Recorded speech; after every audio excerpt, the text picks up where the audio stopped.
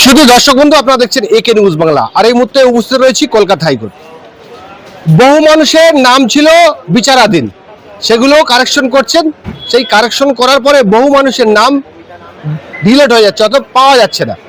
ফারাক্কার জাতীয় কংগ্রেসের প্রার্থী মোতাহার হোসেন, তানার নাম ডিলিট হয়ে গেছে। তানার ছেলের নাম আছে কিন্তু তানার নাম নেই। এরকম বহু কেস ঘটছে যে এক ভাইয়ের নাম আছে, আরেক ভাইয়ের নাম নেই, ছেলের নাম আছে লিস্টে, বাবার নাম নেই, ডিলিট হয়ে যাচ্ছে।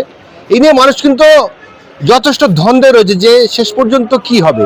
মোতাহার হোসেন তিনি একজন প্রভাবশালী ব্যক্তি, তিনি কিন্তু মামলা করেছেন কলকাতা হাইকোর্টে, কিন্তু সাধারণ মানুষ যাবে কোথায়?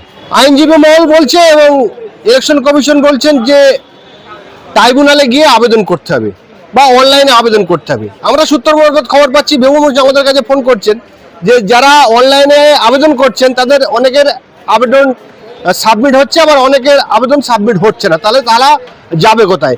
এই প্রসঙ্গে আলোকপাত করলেন কলকাতা হাইকোর্টের বর্ষিয়ান আইনজীবী ফেরদৌস শামীম। তিনি ঠিক কি বললেন এই যাদের নাম ডিলিট হয়ে গিয়েছে, যারা এই সমস্যার মধ্যে রয়েছেন, তাদের উদ্দেশ্যে শোনাবো আপনাদের। স্যার, এসআইআর এ বহু প্রার্থীর নামও অ্যাডজুডিকেশনের মধ্যে রয়েছে, অনেকের নাম উঠে যাচ্ছে আর অনেকের নাম উঠছে না, ডিলিট হয়ে গেছে। কিন্তু সাধারণ মানুষ তো মহা বিপদে। ডিলিট হয়ে গেছে। কংগ্রেসের ফারাক্কার প্রার্থী মোতাব শেখ, তার নাম ডিলিট হয়ে গেছে। তার ছেলের নাম আছে, তার স্ত্রীর নাম আছে, তার বাবার নাম ছিল, ইভেন তারও নাম 2002 সালের লিস্টে ছিল, তার পাসপোর্ট রয়েছে, ইনকাম ট্যাক্স দেন, সমস্ত কিছু দেন, অথচ তার নাম ডিলিট হয়ে গেছে। সুপ্রিম কোর্টে মামলা ফাইল করলাম, আজকে মামলা ফাইল হলো, আগামীকাল শুনানি আছে, দেখা যাক কি হয়। নিশ্চিতভাবে দেখুন, এই যে এসআইআর নিয়ে যেটা করা হয়েছে একেবারে ঠিক করা হয়নি। প্রথম কথা, এতদিন পরে আপনার মনে পড়লো যে এসআইআর করতে হবে, তাও আবার ভোটের কিছুদিন আগে। আপনি যদি আগে করতেন তাহলে কি হতো? তাহলে এই নামগুলো যারা বাদ গেছে এদের মধ্যে অনেকের নামই চলে আসতে পারত। দেখুন, এই যে বাদ দেওয়া হয়েছে, কোনো তো গ্রাউন্ড নেই, উইদাউট এনি কজ, কোনো কজ অ্যাসাইন না করেই বাদ দিয়ে দেওয়া হয়েছে। ভাবুন যে ছেলের নাম আছে অথচ বাবার নাম নেই, এটা কখনো তো হতে পারে না। তাহলে ছেলেরা কি বাবা খুঁজে বেড়াবে? মানে ছেলে কি বাবাহীন ছেলে, না আকাশ থেকে পড়েছে ছেলে? তা তো হতে পারে না। আপনি ভাবুন, ফারাক্কার কেন্দ্রের তার ছেলের বার্থ সার্টিফিকেটে বাবার নাম লেখা আছে, 2002 সালের লিস্টে তার নাম আছে না, কি নামের বানানের পার্থক্য রয়েছে? তো হতেই পারে, সেটা তো তোমার ভুল। তার জন্য কে সাফার করবে? তার জন্য কি একজন ক্যান্ডিডেট সাফার করবে, একজন ভোটার সাফার করবে? এই যে লক্ষ লক্ষ নাম বাতিল হয়েছে, তো দায়ী তো নির্বাচন কমিশন। নির্বাচন কমিশনের তাদের অপারগতার জন্য আজকে এত লোক সাফার করছে। আর এই ট্রাইব্যুনাল তৈরি করা, জুডিশিয়াল অফিসারদের অ্যাপয়েন্টমেন্ট করা, এগুলো আইনে কোনো প্রভিশন নেই। দুর্ভাগ্য হলেও সত্য। এবার বলবেন যে সুপ্রিম কোর্ট নির্দেশ দিয়েছে, হ্যাঁ, সুপ্রিম কোর্টের সেই ক্ষমতা আছে, নির্দেশ দিয়েছেন। তার কারণ বিষয়টিকে অত্যন্ত দ্রুততার সঙ্গে করতে যাচ্ছিলেন, করতে গিয়ে ছড়িয়ে ফেলেছিলেন। সুপ্রিম কোর্ট চেষ্টা করেছে যতটা সেই ছড়ানোটা যতটা ঠিক করা যায়, কিন্তু তারপরেও দেখা যাচ্ছে এখনো পর্যন্ত ট্রাইব্যুনাল অপারেশন করছে কি করছে না এই নিয়ে মানুষ সন্দিহান। ট্রাইব্যুনাল কবে থেকে কাজ করতে শুরু করবে, এই অ্যাডজুডিকেশন কবে শেষ হবে?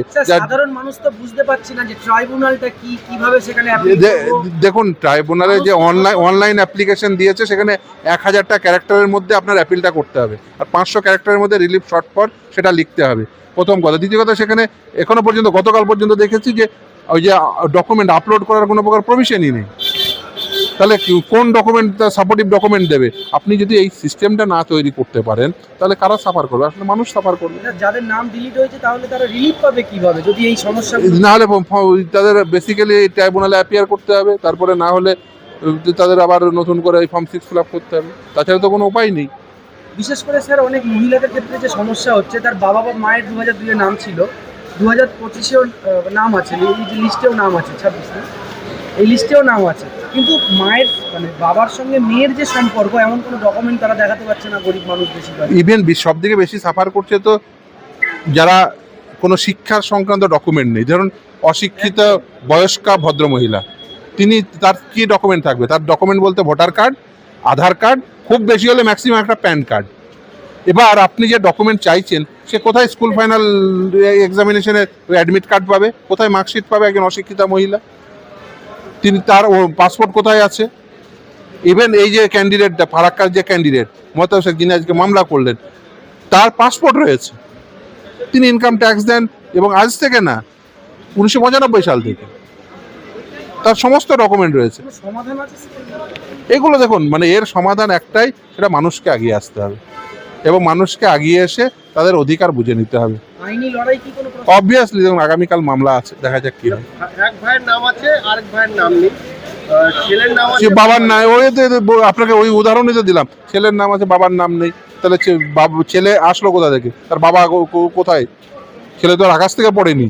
গ্রামের মানুষরা তো তাদের মাথায় আকাশ ভেঙে পড়েছে, তারা কি করবো বুঝতে পারছে না। বহু মানুষ আমাদের কাছেও ফোন করে কি একদম। করবো, তাদের উদ্দেশ্যে কি বলবে? দেখুন ট্রাইব্যুনালে সকলকে বলো ট্রাইব্যুনালে অ্যাপিল করুন, যেহেতু এই প্রভিশন রয়েছে সুপ্রিম কোর্ট দিয়েছে, ফলে আপনারা আপনাদের এলাকার মানুষজনদের সাহায্য নিন, এলাকার আইনজীবীদের সাহায্য নিন, এলাকার যারা আছেন যারা শিক্ষিত মানুষের তাদের সাহায্য নিন এবং ট্রাইব্যুনালে অ্যাপিল করুন। ট্রাইব্যুনালের ফর্ম 6 দুটো কি আলাদা বিষয়? একদম।